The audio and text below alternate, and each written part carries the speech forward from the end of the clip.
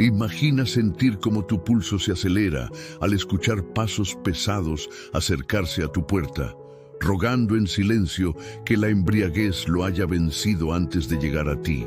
Imagina que tus manos, antes delicadas al bordar flores, ahora tiemblen de miedo en la oscuridad, atrapada en un matrimonio sin amor con el hombre más despreciable del pueblo. Pilar nunca soñó que sus 19 años serían vendidos para cubrir deudas ajenas, convertida en propiedad de un hombre cuya mirada turbia y aliento a vino barato destrozaban su inocencia cada noche. Pero en medio de esa desesperación, un día lluvioso, cuando el destino parecía decidido a quebrarla definitivamente, unas manos firmes impidieron su caída. Y al levantar la vista, Pilar descubrió unos ojos profundos que encerraban una promesa silenciosa. Era él, don Olegario de Borbón y Toledo, el duque solitario cuya presencia despertaba susurros en cada esquina. Hermoso, noble, marcado por una tragedia que nadie se atrevía a mencionar en voz alta. ¿Qué secreto esconde el duque que llega siempre en el momento preciso, como enviado por el mismo destino para salvarla? ¿Será posible que un hombre cuya alma parece tan herida como la suya pueda ofrecerle algo más que protección? Prepárate para sentir cómo el frío recorre tu piel al imaginar ese encuentro prohibido, donde la esperanza nace de una mirada furtiva y el amor crece en los rincones más oscuros del corazón. Porque a veces el destino nos reserva la sorpresa más dulce justo cuando creemos que ya no queda nada por lo que luchar. El silencio opresivo de la sacristía se rompió con el susurro tembloroso de su nombre. Pilar. Apenas 19 años, y el incienso aún no había disipado la premonición de un destino cruel que se cernía sobre ella.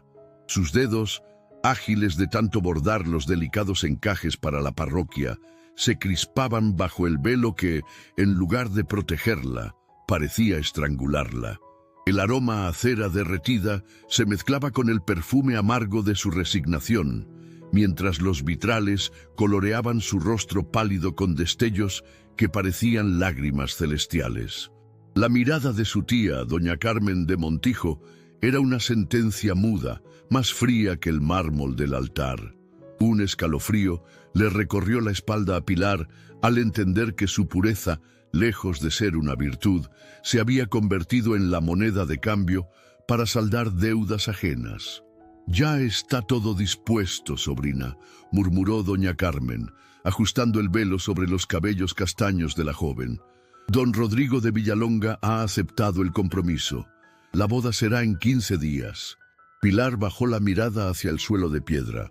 Don Rodrigo, un hombre de 50 años, viudo, terrateniente y con una reputación que hacía temblar a las madres de la comarca cuando sus hijas pasaban cerca de sus tierras. Borracho, violento y despreciable. «¿Tiemblas, niña?». La voz de su tía era como el filo de una navaja. «Deberías agradecer que un hombre de su posición acepte a una huérfana sin dote como tú. Tu madre estaría orgullosa». Pero Pilar sabía que eso no era cierto. El recuerdo de su madre, un rostro difuso que la abandonó cuando apenas tenía 5 años, no podría desear esta vida para ella. Los días que siguieron fueron un calvario lento y silencioso. Pilar contaba las horas como quien cuenta los pasos hacia el cadalso. Sus dedos, antes expresivos en el bastidor, ahora temblaban al bordar su ajuar de novia. Cada puntada era una promesa de dolor, cada flor bordada, una ilusión marchita antes de nacer. El amanecer del día de su boda llegó con una pertinaz llovizna que empapaba los caminos de la villa de Alcarria, en la región de Guadalajara. Pilar, vestida con un sencillo traje de lino blanco y un velo que su tía había rescatado de algún baúl olvidado, caminaba por las calles empedradas con la mirada baja. El destino, sin embargo, tenía otros planes. Al doblar la esquina hacia la plaza, sus pies encontraron un charco traicionero y resbalaron sobre las piedras húmedas. Cerró los ojos, esperando el golpe, pero este nunca llegó. En su lugar, sintió una mano firme que la sostenía. «Señorita, ¿está usted bien?». La voz era grave, cálida como el fuego en una noche de invierno. Pilar levantó la mirada y se encontró con unos ojos profundos y melancólicos que la observaban con genuina preocupación. El hombre, de unos 40 años, vestía una casaca de terciopelo azul con bordados de plata que delataban su noble cuna. «Sí, señor. Gracias», murmuró ella, recuperando el equilibrio y retirando su mano con una timidez instintiva. «Tenga cuidado con estos caminos», respondió él con una leve inclinación de cabeza. «La lluvia vuelve traicioneras hasta las piedras más firmes». Y con esas palabras, el desconocido siguió su camino, perdiéndose entre la bruma de la mañana. Solo más tarde sabría que aquel hombre era don Olegario de Borbón y Toledo, duque de Valdepeñas, un noble viudo que había llegado a la villa para atender asuntos relacionados con sus viñedos. La ceremonia en la iglesia fue breve y fría. Don Rodrigo de Villalonga, un hombre corpulento, de rostro enrojecido por el alcohol y mirada turbia, apenas miró a su joven esposa durante el intercambio de votos. El olor a vino rancio emanaba de su piel, mezclándose con el incienso del altar en una combinación que revolvió el estómago de Pilar. Y así, con un simple «sí, quiero», pronunciado con voz quebrada, Pilar de Montijo se convirtió en la señora de Villalonga, dueña de una casa grande y fría, esposa de un hombre al que no amaba y nunca amaría. Los primeros meses de matrimonio fueron un tormento silencioso. Don Rodrigo pasaba los días entre sus campos y la taberna local, regresando al anochecer con el aliento cargado de alcohol y un humor volátil que Pilar aprendió a temer. Las noches eran el peor momento. Pilar se encerraba en su habitación, rogando que su esposo estuviera demasiado ebrio para recordar que tenía una joven esposa esperando. A veces sus plegarias eran escuchadas, otras debía soportar los torpes intentos de intimidad de un hombre que la veía como una posesión más. En aquella casa también vivía doña Angélica de Villalonga, hermana soltera de don Rodrigo, una mujer de 35 años cuyo rostro agraciado había sido deformado por años de resentimiento y amargura. Desde el primer día, Angélica vio en Pilar una rival, una intrusa en el pequeño reino que había construido, una campesina en mi mesa. La escuchó murmurar Pilar el primer día. «Mi hermano debió casarse con alguien de nuestra posición». Los días se convirtieron en semanas y las semanas en meses. El único consuelo de Pilar era el pequeño jardín trasero de la casa, un rincón olvidado donde crecían rosales silvestres y hierbas aromáticas. Allí, entre el tomillo y la lavanda, encontraba momentos de paz. Su único vínculo con el mundo exterior eran las cartas que secretamente enviaba a Rosa, su antigua criada, ahora al servicio en un convento cercano. En esas cartas, selladas con cera de abeja, Pilar vertía sus anhelos y sus miedos, sus sueños y sus lágrimas. Una noche, mientras sellaba una de estas cartas a la luz temblorosa de una vela, el crujido de la puerta la paralizó. Rápidamente ocultó el papel entre los pliegues de su vestido. La silueta de doña Angélica se recortó contra la luz del pasillo. «¿Qué escondes con tanto afán, querida cuñada?», preguntó con voz melosa que ocultaba un veneno sutil. «Solo mis oraciones, señora», respondió Pilar, sintiendo el papel arder contra su piel como una promesa de libertad a punto de ser descubierta. Un año transcurrió, marcado por la monotonía de la opresión. Don Rodrigo, cada vez más hundido en el alcohol, había dilapidado gran parte de su fortuna en apuestas y malas inversiones. Su humor empeoraba con cada copa. Fue durante una visita del corregidor a la villa cuando ocurrió el primer incidente que cambiaría el curso de la vida de Pilar. Don Rodrigo, en un estado lamentable tras una jornada de excesos, montó una escena de celos infundados en el salón principal de la casa, Con voz estentórea y mirada enloquecida, acusó públicamente a su esposa de infidelidad. «¡Miren todos a esta santa!», gritó, señalando a Pilar con un dedo tembloroso. «Tan pura, tan devota. Y mientras yo trabajo, ella sonríe a otros hombres en la plaza». Pilar, paralizada por la vergüenza y la indignación, no pudo articular palabra. Doña Angélica, en un rincón, observaba la escena con una sonrisa apenas disimulada. Pero entonces, cuando el silencio se hacía insoportable, una voz grave y serena cortó el aire viciado del salón. «Don Rodrigo, creo que el vino le nubla el juicio. La señora merece respeto, especialmente en su propia casa». Todos se volvieron hacia la puerta.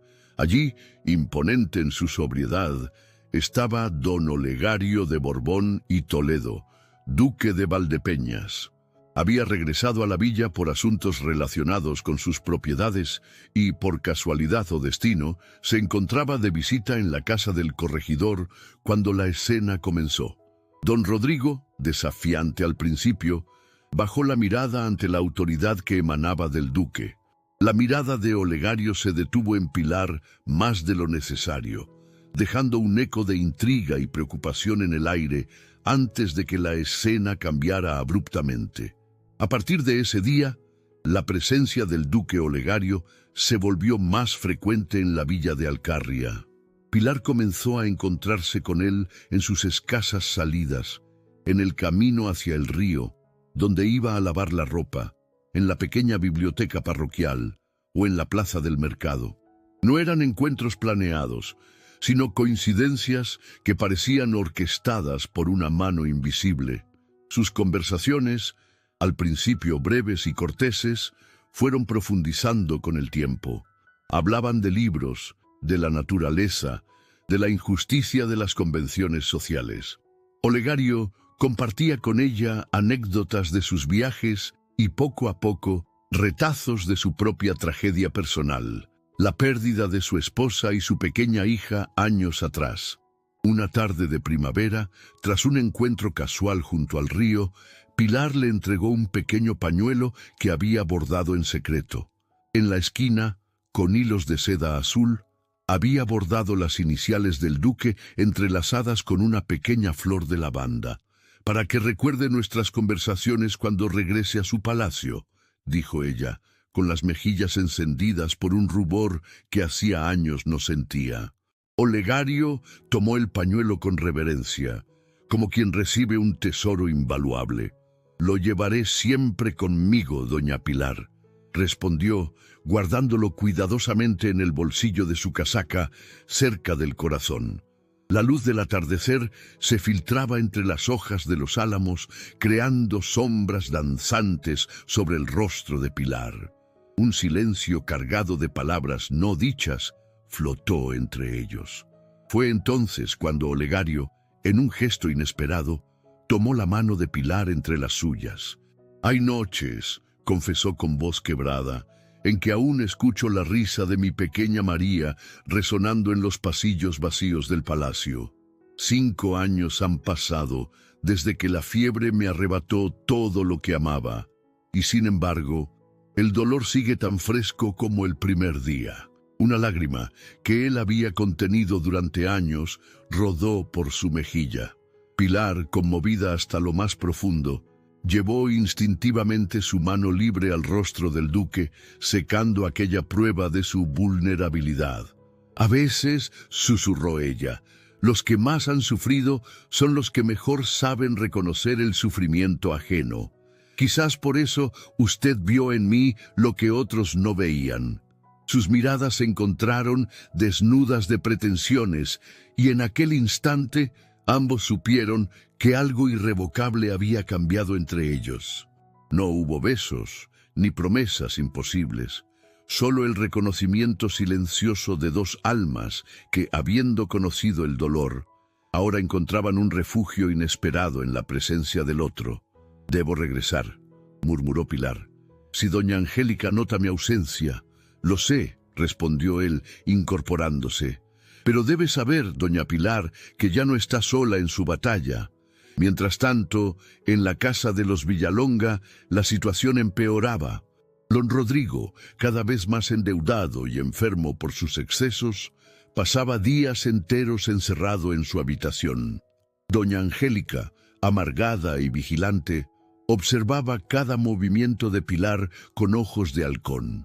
Fue durante una tarde particularmente angustiosa cuando Pilar, buscando refugio en la biblioteca de la casa, hizo un descubrimiento que cambiaría su percepción del pasado. Tras mover un pesado volumen de cuentas antiguas, encontró una pequeña caja de madera oculta tras los libros. Dentro, entre cartas amarillentas y pequeños objetos personales, encontró un diario encuadernado en cuero desgastado. Elena de Montijo, el diario de su madre, al que creía perdido para siempre. Con el pulso acelerado, Pilar escondió el diario y regresó a su habitación. Allí, a la luz vacilante de una vela, comenzó a leer las palabras de una mujer a quien apenas recordaba. Las páginas revelaron una verdad devastadora. Su madre no había muerto por enfermedad, sino consumida por la pena. Había sido forzada a casarse con el padre de don Rodrigo para saldar una deuda contraída por la familia. El diario relataba su desesperación, su lucha silenciosa y, finalmente, su rendición ante un destino que no podía cambiar. Pero lo más impactante fue descubrir el papel de su tía Carmen en aquella tragedia. No era una pobre viuda que había acogido a su sobrina huérfana por caridad, sino una manipuladora astuta que se había beneficiado de los matrimonios forzados de las jóvenes sin dote, sentada bajo el viejo manzano del jardín, con las páginas del diario entre las manos. Pilar sintió cómo el dolor de su madre se entrelazaba con el suyo propio. Comprendió que su resignación era una traición a la memoria de Elena de Montijo. Con los ojos cerrados, dejó que una verdad largamente enterrada emergiera dentro de ella. No era solo libertad lo que anhelaba. No quiero simplemente escapar, pensó, apretando el diario contra su pecho. Quiero existir por mí misma. Quiero que mi voz sea escuchada, que mis sueños importen. Quiero decidir, amar, vivir, no solo sobrevivir en las sombras como hizo mi madre. En ese momento, algo cambió dentro de ella. Una valentía emocional, hasta entonces dormida, despertó como una semilla que ha esperado la primavera para germinar. Sin embargo, el destino tenía sus propios planes. Doña Angélica, cada vez más suspicaz ante los cambios sutiles en el comportamiento de Pilar, comenzó a vigilarla con mayor ahínco. Un día interceptó una de las cartas que Pilar intentaba enviar a Rosa. Con dedos ávidos y una sonrisa cruel, Angélica rompió el sello de cera y leyó fragmentos donde Pilar hablaba de su pena y su anhelo de libertad. Aunque no mencionaba nombres, Angélica interpretó aquellas palabras como evidencia de un romance oculto. «Así que la santa tiene secretos», murmuró para sí, escondiendo la carta interceptada en su corsé. «Veremos qué dice Rodrigo cuando sepa que su esposa suspira por otro». Pero antes de que pudiera dar un paso más, se detuvo en seco. Una idea más perversa iluminó su rostro con una sonrisa fría. «O quizás», susurró al aire vacío del corredor, «debería guardar esto para cuando sea realmente útil. Después de todo, los secretos son como el vino, mejoran con el tiempo». Don Rodrigo, en su decadencia, enfermó gravemente. Pilar lo cuidó con la devoción que le permitía su conciencia, aunque sin afecto. Angélica, viendo la oportunidad de librarse de Pilar y heredar parte de la menguada fortuna de su hermano, comenzó a insinuar entre los criados que su cuñada no cuidaba debidamente al enfermo. Una noche, mientras Pilar cambiaba los paños húmedos de la frente de don Rodrigo, Angélica entró en la habitación con pasos deliberadamente lentos. Tras observar a su hermano, se volvió hacia Pilar. «Mi hermano te dio un techo y un nombre», dijo con voz afilada. «Y así es como le pagas, con negligencia y suspiros por otro». Pilar se irguió, la indignación dándole una fuerza que no sabía que poseía. Le he dado más de lo que merecía, respondió sosteniendo la mirada de su cuñada. Y usted lo sabe bien. Angélica soltó una risa seca, sin humor. ¿Quieres saber quién realmente arruinó a tu madre? Su voz era apenas un susurro. No fue solo tu tía Carmen, fue tu padre, tu débil y cobarde padre, quien la vendió por sus deudas de juego. Los hombres Montijo siempre fueron tan frágiles ante la tentación. Pilar sintió que el suelo se movía bajo sus pies. El diario de su madre no mencionaba esto. Mientes, susurró, aunque una parte de ella temía que no fuera así. ¿Por qué mentiría sobre algo tan delicioso?, respondió Angélica, retrocediendo hacia la puerta. Pregúntale a tu tía, si no me crees. Ambas sabemos cómo sobrevivir en un mundo donde las mujeres solo valen lo que los hombres están dispuestos a pagar por ellas. Con una sonrisa gélida, añadió desde el umbral. Y no olvides, querida Pilar, que quien vendió a tu madre también dejó instrucciones sobre qué hacer contigo si algún día descubrías la verdad. Desesperada por la situación y por las revelaciones que sacudían su mundo, Pilar tomó una decisión arriesgada. En la quietud de la noche, escribió una carta a Olegario. Con mano temblorosa pero decidida, le reveló la verdad sobre su situación, el hallazgo del diario de su madre y su miedo por la enfermedad de don Rodrigo y las intrigas de Angélica. «Llévala al palacio del duque de Valdepeñas», le dijo al niño mensajero, entregándole una moneda junto con la carta. «A nadie más que a él, ¿entiendes?». El niño asintió y partió corriendo. Pilar lo vio alejarse con una mezcla de esperanza y temor. Había cruzado una línea que jamás pensó cruzar. Mientras regresaba a la casa, un ruido entre los arbustos la sobresaltó. Se giró bruscamente. «¿A quién escribes con tanto secreto, Paloma?». La voz de doña Angélica surgió de entre las sombras. «¿Acaso tu correspondencia con la monja ya no te satisface?». Pilar quedó paralizada, el terror inundando su garganta. «No sé de qué habla», logró articular, intentando que su voz no traicionara su miedo. Angélica avanzó hacia ella con pasos lentos y deliberados, una sonrisa inquietante en sus labios. «Nadie me miró cuando tenía tu edad», confesó con una voz diferente, más vulnerable y áspera. «Me prometieron un buen matrimonio, me educaron para ser la perfecta esposa castellana. Y aquí estoy, cuidando la casa de mi hermano borracho, mientras tú, sin mérito alguno, capturas la atención de nobles. No lo permitiré, no dejaré que otra mujer sin valor tenga lo que a mí me fue negado». Su rostro se endureció nuevamente, como si se avergonzara de haber revelado demasiado. «Ten cuidado, querida cuñada», susurró Angélica. «Los secretos en esta casa tienen forma de encontrar la luz, y cuando lo hacen, alguien siempre sale quemado». Olegario recibió la carta esa misma tarde. Las palabras de Pilar, sinceras y desesperadas, conmovieron su corazón. No era solo compasión lo que sentía por aquella joven atrapada en un matrimonio sin amor, sino una profunda admiración por su fortaleza. Aquella noche, incapaz de conciliar el sueño, Olegario se encontró frente al retrato de su difunta esposa. La luz de la luna se filtraba por los ventanales del estudio, iluminando el rostro que una vez había sido su universo entero. «¿Qué debo hacer, Isabel?», susurró al retrato.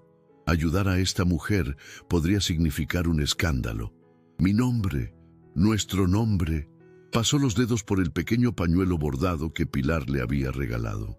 Las iniciales entrelazadas con la flor de lavanda parecían brillar bajo la luz plateada. «Cuando te perdí a ti y a María, juré que nunca más permitiría que mi corazón se abriera. El dolor era demasiado, pero esta mujer, ella me recuerda a ti, no en apariencia, sino en espíritu, esa misma valentía silenciosa, esa dignidad inquebrantable». Una lágrima solitaria rodó por su mejilla mientras recordaba cómo, tras la muerte de su familia, había rechazado todas las invitaciones, cerrado todas las puertas, convirtiéndose en una sombra de sí mismo. El duque solitario le llamaban, y él había aceptado ese título como una penitencia, como si la soledad fuera el precio que debía pagar por seguir vivo cuando ellas ya no estaban. «Tengo miedo», confesó al silencio, «no de ayudarla, sino de sentir nuevamente, de volver a perder».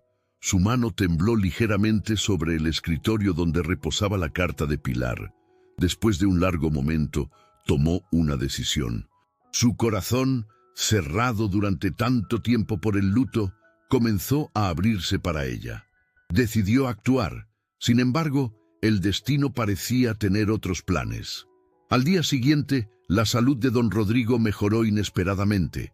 La fiebre bajó. Su respiración se volvió más regular. El médico, sorprendido por aquella mejoría repentina, habló de un milagro. Pilar recibió la noticia con una mezcla de alivio y confusión. Aquella mejoría momentánea significaba que quizás no necesitaría la intervención del duque, pero su momentánea paz interior se vio interrumpida por la entrada brusca de Angélica en la habitación. «El médico dice que mi hermano mejora», dijo, con una sonrisa que no llegaba a sus ojos. «Qué conveniente para ti, ¿verdad?». Sin embargo, la mejoría de don Rodrigo fue efímera. Esa misma noche, su estado empeoró drásticamente. La fiebre regresó con mayor intensidad y su respiración se volvió un estertor angustioso. El médico, llamado nuevamente con urgencia, solo pudo administrar láudano para aliviar su sufrimiento. «La ciencia tiene sus límites, señora», dijo el médico a Pilar. «Pero hay veces en que la muerte es más misericordiosa que la vida». Don Rodrigo de Villalonga falleció en la madrugada, entre delirios febriles. Pilar estaba a su lado, sosteniendo su mano cuando exhaló su último aliento. A pesar de todo, sintió una punzada de tristeza por aquel hombre que nunca supo amar. La noche antes del velatorio, cuando la casa finalmente quedó en silencio, Pilar escuchó un suave golpe en la puerta trasera del jardín. Al abrirla, encontró al duque Olegario, pálido y con ojos que delataban noches sin dormir. «Vine en cuanto supe», dijo en voz baja. No podía esperar al velatorio formal. Pilar lo invitó a entrar al pequeño invernadero adyacente a la cocina, el único lugar donde podrían hablar sin despertar sospechas. La luna bañaba las plantas con una luz fantasmal, creando sombras que danzaban sobre sus rostros. «He pasado días enteros debatiéndome entre lo correcto y lo que mi corazón anhela», confesó Olegario. Su voz apenas un susurro. «Cuando perdí a Isabel y a mi pequeña, juré que jamás volvería a exponerme al dolor de amar. Construí muros tan altos que ni yo mismo podía escalar». Se acercó a Pilar, tomando sus manos entre las suyas. «Pero entonces apareciste tú, con tus ojos que han visto demasiado sufrimiento, y aún así siguen brillando con esperanza. Y me di cuenta de que mis muros no me protegían del dolor, solo me impedían vivir». Pilar, conmovida hasta las lágrimas, apoyó su frente contra la de él. «Yo también tengo miedo», admitió. «No de Angélica ni del qué dirán. Tengo miedo de confiar, de creer que merezco algo más que sobrevivir». En aquel invernadero, rodeados de vida silenciosa que crecía en la oscuridad, dos almas heridas compartieron por primera vez no solo sus fortalezas, sino también sus miedos más profundos.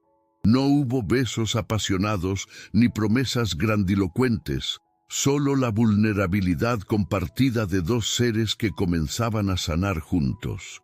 Al despedirse, Olegario llevó la mano de Pilar a sus labios. «Pase lo que pase mañana», dijo con determinación renovada, «no estarás sola». Lo que ninguno de los dos pudo ver fue la silueta de Angélica, observando desde la ventana superior, con una sonrisa que no auguraba nada bueno. El velatorio se preparó en el salón principal de la casa. El cuerpo de don Rodrigo, vestido con sus mejores galas, fue colocado en un ataúd de roble oscuro. Los vecinos de la villa desfilaban por la casa para dar el pésame y satisfacer su curiosidad. Fue durante la segunda noche del velatorio cuando la tensión acumulada estalló. El salón estaba lleno de gente, y entre ellos, recién llegado, el duque Olegario. Su presencia, discreta pero imponente, no pasó desapercibida para nadie, especialmente para Angélica. Doña Angélica, vestida de luto riguroso, aprovechó un momento en que la atención de todos estaba centrada en ella para lanzar su ataque. «Debo agradecer a todos su presencia en este momento de dolor», comenzó, con voz entrecortada por fingidos sollozos. «Mi pobre hermano no merecía tal final, especialmente cuando aquellos que debían cuidarlo mostraban tan poco interés en su recuperación». Y, en un gesto teatral, extrajo de entre los pliegues de su vestido la carta interceptada. Esta carta, escrita por la propia mano de mi cuñada, habla de su anhelo de libertad y su esperanza de un nuevo comienzo. ¿Son estos los sentimientos de una esposa devota? El salón se llenó de susurros escandalizados. Pilar sintió la mirada de juicio de todos clavada en ella como dagas.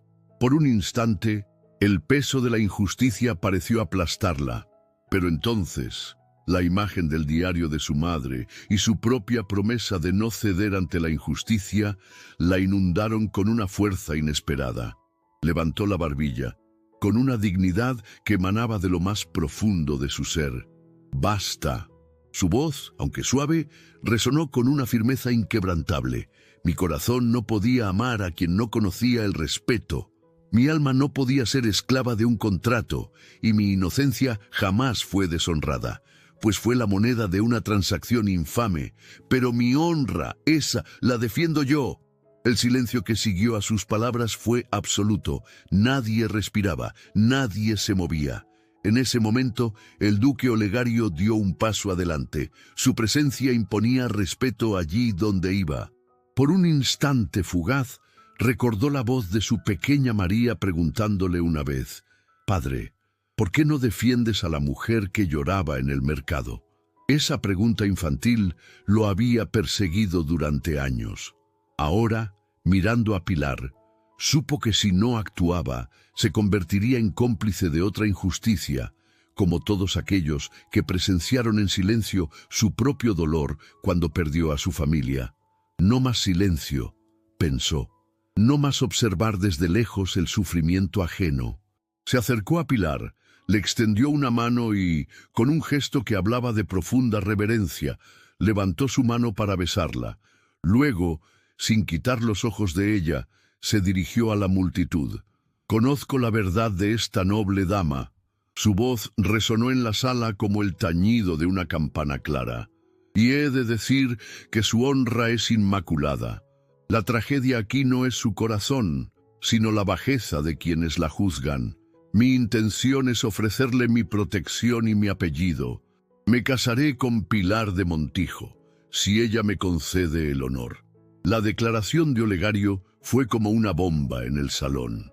Doña Angélica palideció, viendo cómo sus acusaciones se desmoronaban ante la autoridad indiscutible del duque. Sin embargo, en sus ojos brillaba algo que nadie había visto antes, un terror primitivo, como si el duque hubiera desenterrado sin saberlo un secreto aún más oscuro que ella luchaba por mantener sepultado. La gente, antes murmurando acusaciones, ahora miraba a Pilar con asombro y una nueva forma de respeto. Pilar, con lágrimas silenciosas que eran tanto de liberación como de un amor naciente, asintió levemente. Su mano encontró la de Olegario en un gesto de confianza y gratitud que valía más que 1000 palabras. Los meses que siguieron fueron un tiempo de sanación y transformación. El matrimonio de Pilar y Olegario se celebró en la misma iglesia de Alcarria, pero esta vez no hubo ojos bajos ni manos temblorosas. Pilar avanzó hacia el altar con paso seguro, vestida con un sencillo traje de seda color marfil, sus ojos brillantes fijos en el hombre que la esperaba. No fue una unión por pasión desbordada, como las que narran los poetas, sino por una conexión de almas forjada en la adversidad y el respeto mutuo. Olegario, cuya melancolía había sido un muro infranqueable durante años, encontró en Pilar la luz que su vida había perdido. Su reclusión y soledad se transformaron en una devoción silenciosa, construyendo con Pilar un hogar lleno de paz y ternura. Juntos restauraron el palacio de Valdepeñas. Las habitaciones oscuras se abrieron a la luz, los jardines descuidados florecieron nuevamente, y el silencio opresivo fue reemplazado por conversaciones tranquilas y risas que sanaban antiguas heridas. Doña Angélica se vio forzada a vivir con una pensión miserable legada por su hermano. Presenció impotente la ascensión de Pilar a duquesa, un título que ella había codiciado toda su vida.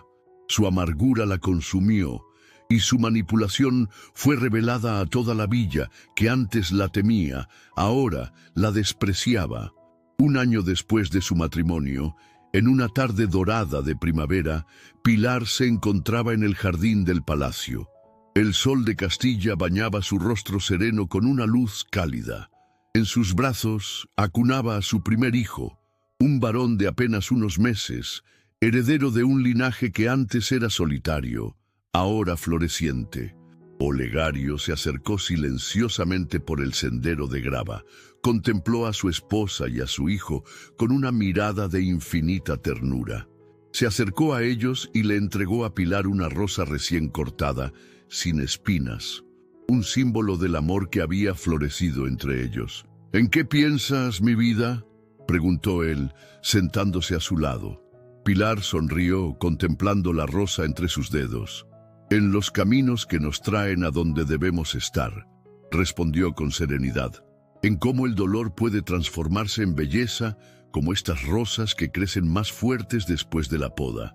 Ambos guardaron silencio, comprendiendo sin palabras lo que sus corazones sabían, que el amor verdadero no se compra ni se vende, sino que nace de la dignidad y la valentía del corazón, que es un regalo que florece en los lugares más inesperados, como una rosa en medio del invierno. El pequeño heredero se movió en los brazos de su madre, y Pilar lo meció suavemente, tarareando una nana antigua. La brisa de la tarde jugaba con su cabello, ahora libre de velos y ataduras, mientras el sol comenzaba su descenso, tiñendo el cielo de Castilla con tonos que prometían un nuevo amanecer. Querido oyente, gracias por acompañarme hasta el final de esta historia de amor. Si te has emocionado tanto como yo al contarla, déjame la palabra bello en los comentarios para que sepa que llegaste hasta aquí. Te invito a descubrir más historias románticas en las tarjetas que aparecen en pantalla, donde encontrarás personajes inolvidables y emociones que te harán suspirar. Tu like y suscripción son mi mayor recompensa y ayudan a que estas historias lleguen a más corazones. Te mando un abrazo con todo mi cariño. Hasta nuestro próximo encuentro.